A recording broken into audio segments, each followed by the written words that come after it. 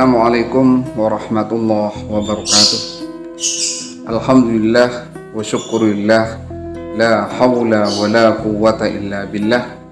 Asyhadu an la ilaha illallah wahdahu la syarika lah, wa asyhadu anna Muhammadan abduhu wa rasuluh, la nabiyya ba'dah.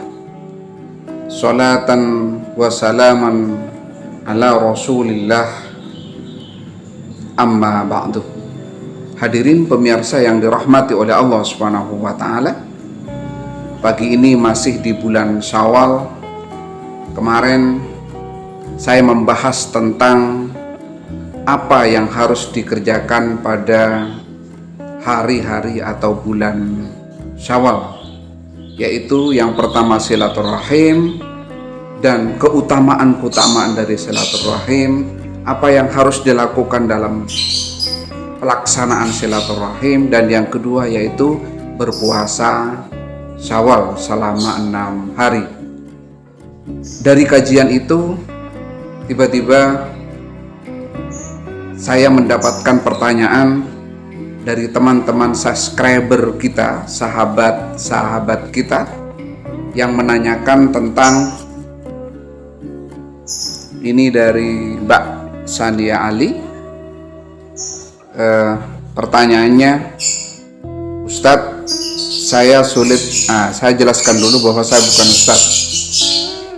Makanya saya mengenalkan diri sebagai Ca'rus, karena saya kapasitas ilmu saya tidak mumpuni untuk dikategorikan sebagai Ustadz, apalagi amaliyah saya kepada Allah Subhanahu wa taala, amal-amal saya kepada teman atau sosial kita, apalagi dosa-dosa saya, jelas tidak memiliki kapasitas yang cukup untuk dikategorikan sebagai ustadz. Sekali lagi pemirsa yang dirahmati oleh Allah Subhanahu wa taala, saya Rusdi atau Ca'rus, sebut saja seperti itu, karena saya memang tidak memiliki kapasitas untuk dikategorikan sebagai ustadz, baik secara keilmuan maupun secara integritas. Saya bacakan saja dari Mbak Sania Ali, kalau nggak salah ini dari Tangerang ya. Ustadz, saya sulit memaafkan dia sebab sudah berkali-kali dia menyakiti saya. Dia sering minta maaf, tapi lagi-lagi dia mengulangi kesalahan yang sama. Pada akhirnya saya sudah tidak peduli padanya. Ustadz, saya betul tidak bisa memaafkannya. Bagaimana caranya agar saya bisa ikhlas dan tidak sakit hati? Mohon pencerahannya. Mbak Sania dan teman-teman subscriber, pemirsa yang dirahmati oleh Allah Subhanahu wa taala, inti dari pertanyaan ini adalah bagaimana cara memaafkan. Beliau, Ibu Sania tadi menyampaikan bahwa tidak bisa memaafkannya karena sudah berkali-kali saya tidak tahu dia itu siapa. Beliaunya itu selalu minta maaf, tapi lagi-lagi berbuat kesalahan yang sama pada Ibu Sania tadi. Hadirin yang dirahmati oleh Allah Subhanahu wa taala, saya ingatkan sebuah hadis, salah satu amalin, ada 3 amal, laisalaha mawazinu yaumal qiyamati li'azamatiha. Ada 3 amal yang tidak ditakar pahalanya, jadi tidak ditimbang pahalanya yaumal qiyamati, pada hari kiamat, li'azamatiha, karena saking mulianya amal tersebut. Salah satu amal tersebut adalah al-afwu anin nas, memberikan maaf kepada sesama manusia. Ibunda dan pemirsa yang dirahmati oleh Allah Subhanahu wa taala, memaafkan seseorang itu pahalanya sampai tidak ditakar oleh Allah Subhanahu wa taala, enggak ditimbang oleh Allah Subhanahu wa taala, saking besarnya pahalanya.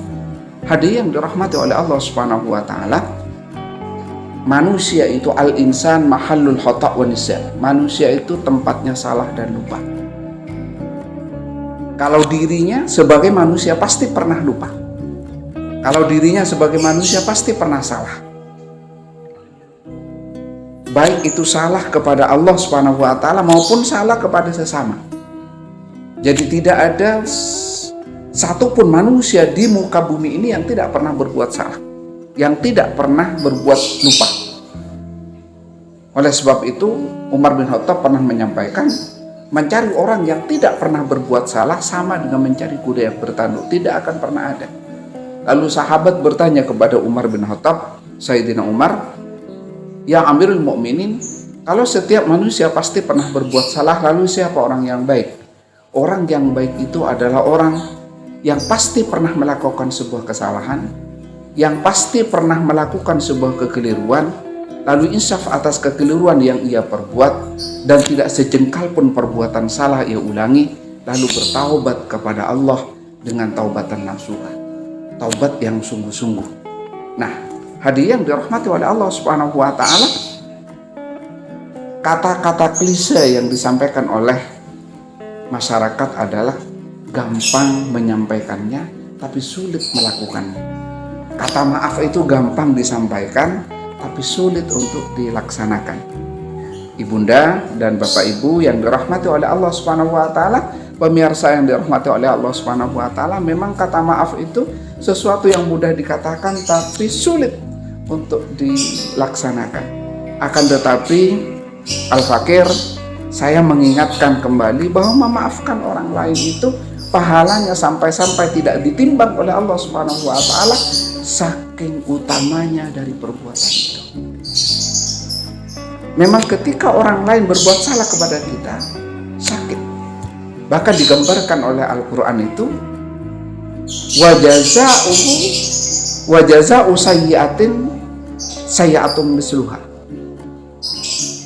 Balasan bagi orang yang berbuat jahat adalah kejahatan seperti yang ia perbuat. Jadi gambarannya adalah siapa yang berbuat jahat, maka dia akan mendapatkan balasan yang setimpal. Faman ya'mal misqala dzarratin khairan yarah wa may ya'mal misqala dzarratin syarran yarah. Jadi kebaikan itu akan terbalas sebuah kebaikan, dan kejelekan itu akan terbalas sebuah kejelekan.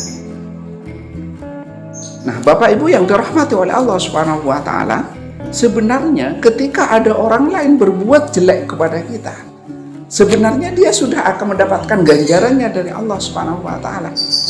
Dia akan mendapatkan dosanya dari Allah Subhanahu wa taala. Akan dihukum oleh Allah Subhanahu wa taala, baik itu hukuman di dunia maupun hukuman di akhirat. Nah, lalu bagaimana dengan orang yang menjadi objek dari sebuah kesalahan itu? Bagaimana dengan orang yang dianiaya itu? Bagaimana dengan orang yang disakiti itu? Bagaimana dengan orang yang dibuat menangis itu? Itu yang disampaikan oleh Rasulullah tadi. Kalau kita memaafkannya, maka insya Allah Allah akan memberikan pahala yang sangat besar pada dirinya. Bapak Ibu yang dirahmati oleh Allah, pemirsa yang dirahmati oleh Allah Subhanahu wa taala, ada 3 logika kenapa kita harus memaafkan Allah, memaafkan orang yang bersalah. Saya ulangi, ada 3 logika kenapa kita harus memaafkan orang yang bersalah. Yang pertama, mencontoh, mentauladani sifat Allah. Allah itu memberikan azab kepada orang munafik, wal munafiqat wal musyrikina wal musyrikat, wa yu'adzibu, memberikan azab kepada mereka. Tapi wa yaghfiru liman yasha, wa yaghfiru, dan Allah memberikan maaf kepada orang mukmin. Innallaha ghafurur rahim, karena Allah itu Maha Pengampun. Jadi Allah itu Maha Pengampun. Sifat Allah sendiri adalah Al-Ghaffar, Maha Pengampun. Jadi Allah saja yang maha besar, maha tinggi, maha segala-galanya itu maha pemaaf. Maka kita sebagai hambanya harus mentauladani sifat agung Allah Subhanahu wa Ta'ala, yaitu memaafkan bersama. Itu yang pertama. Yang kedua, kenapa kita harus memaafkan?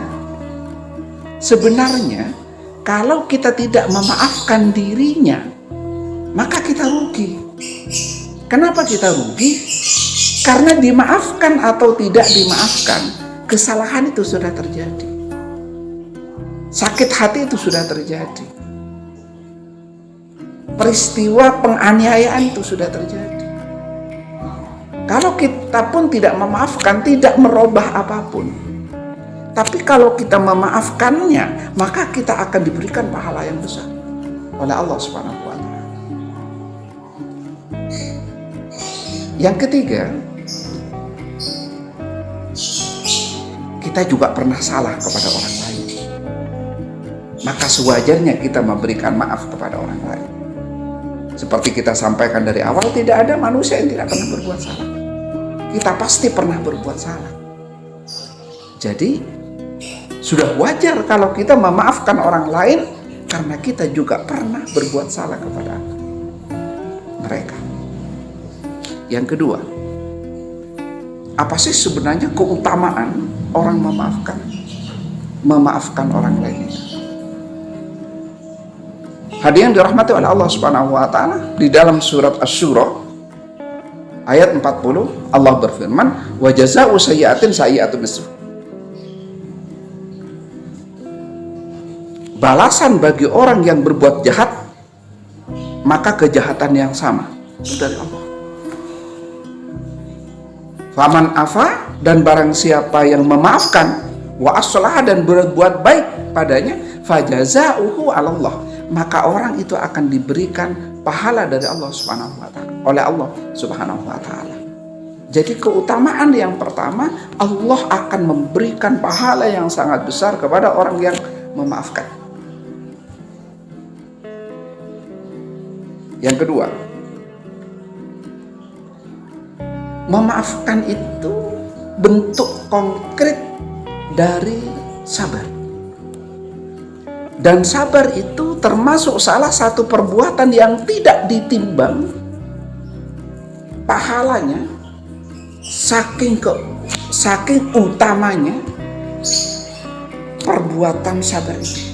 Bahkan Allah Subhanahu wa Ta'ala menawarkan diri, innallaha ma'as-sabirin, Allah bersama orang yang sabar. Jadi kalau kita sabar, maka Allah akan menjadi pendamping kita. Kalau sudah Allah menjadi pendamping kita, apa yang tidak bisa kita raih? Kesulitan apa yang tidak bisa kita tembus? Siapa yang bisa menghalangi cita-cita kita? Siapa yang akan didampingi oleh Allah Subhanahu wa Ta'ala? Itu orang yang sabar.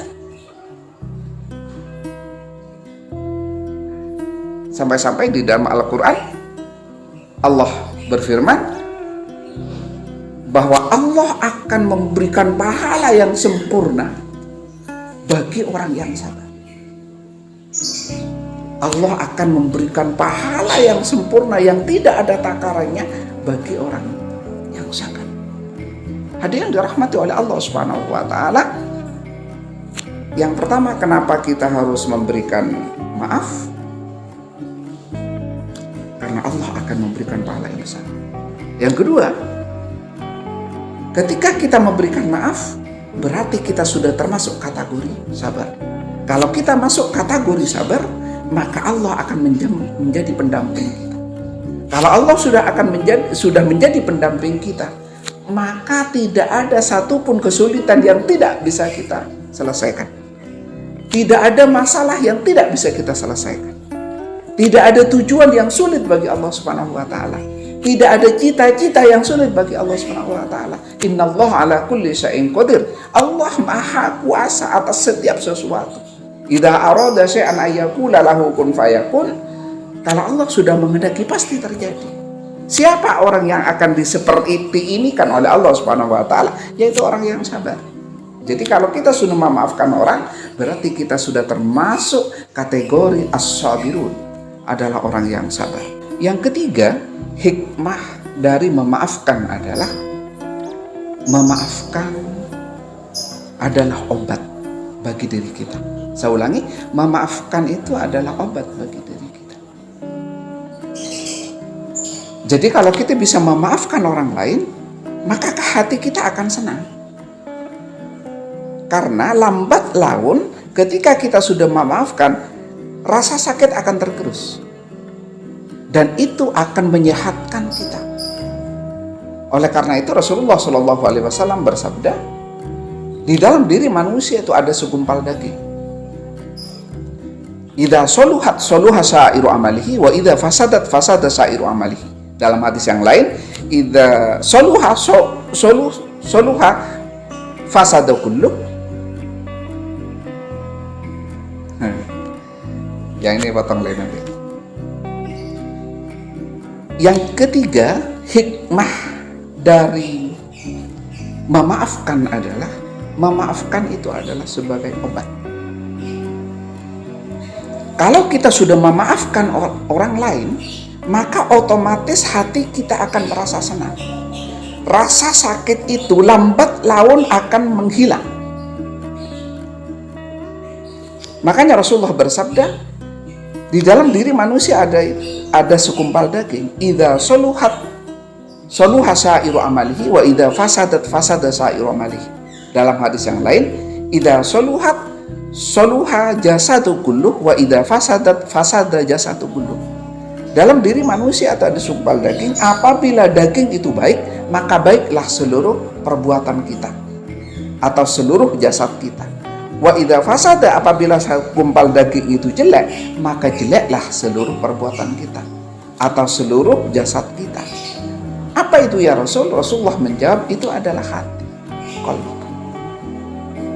Maka sebenarnya memaafkan itu obat bagi hati kita. Kalau hati kita itu sudah senang, maka secara otomatis jasad kita, penyakit fisik kita akan sembuh. Oleh karena itu, dokter sering bilang kepada orang yang sakit itu jangan banyak pikiran. Jaga hatinya, jaga psikologinya. Karena penyakit yang ada pada diri manusia itu berawal dari nurani. Kalau kita sakit hati kepada orang lain, lama-lama kita akan sakit. Coba kita lihat orang lain yang kurus, kering seperti itu. Itu karena tidak bisa menjaga hatinya. Karena hatinya dendam kepada orang lain, karena hatinya sakit kepada orang lain, karena dia tidak senang kepada orang lain, maka akan menimbulkan rasa sakit dalam fisiknya. Hadirin yang dirahmati oleh Allah Subhanahu wa taala, yang keempat, hikmah dari memaafkan orang lain adalah nanti di hari kiamat, orang yang memaafkan orang lain, maka Allah akan memaafkan dosa-dosa kita. Maka Allah akan mengampuni dosa-dosa kita. Bahkan di sebuah hadis yang lain disampaikan, barang siapa yang menutupi kesalahan orang lain, menutupi aib orang lain, maka Allah akan menutupi aibnya pada waktu hari kiamat. Hadirin yang dirahmati oleh Allah Subhanahu wa taala, begitu besarnya, begitu banyaknya, begitu utamanya orang yang memaafkan orang lain. Ibunda Sania yang bertanya tadi, dan pemirsa yang dirahmati oleh Allah Subhanahu wa taala, kunci kebahagiaan adalah memaafkan orang lain. Kunci kebahagiaan adalah memaafkan orang lain. Kunci kesehatan adalah memaafkan orang lain. Kunci kesuksesan baik di dunia maupun di akhirat, kunci kebahagiaan baik di dunia maupun di akhirat adalah memaafkan orang lain. Wassalamualaikum warahmatullahi wabarakatuh.